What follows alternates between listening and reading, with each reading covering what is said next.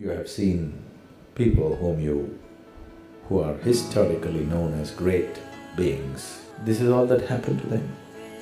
They were living with a limited identification. Suddenly, for some reason, some event broke their identities, and suddenly they identified with a larger process that was happening around, and they did things that they themselves could not imagine.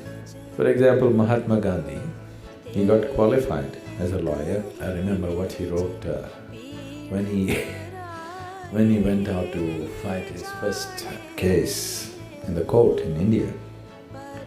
He says, "I stood up to argue my case and my heart sank into my boots." Does that sound like Mahatma Gandhi? The man just moved millions of people, just one incident. Suddenly his old identities broke. He went to South Africa to make a living, and he was doing okay as a lawyer. And one day he bought a first-class ticket in a train and got in.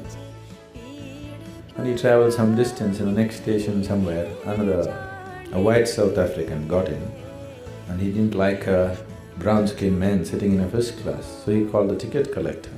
So they threw him out of the train. His luggage and everything, they just threw him out. And he fell on the platform, and he just sat there for hours.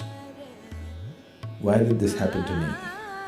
I bought a first-class ticket, why am I thrown out of a train? Suddenly he identified with a much larger problem that existed, and he became a colossus.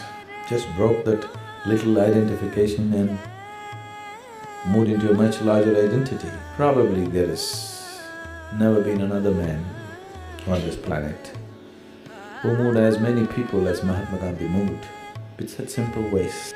Never before another conquering force on the planet has been made to vacate the land where they had taken root without firing bullets at them or killing them or anything like this.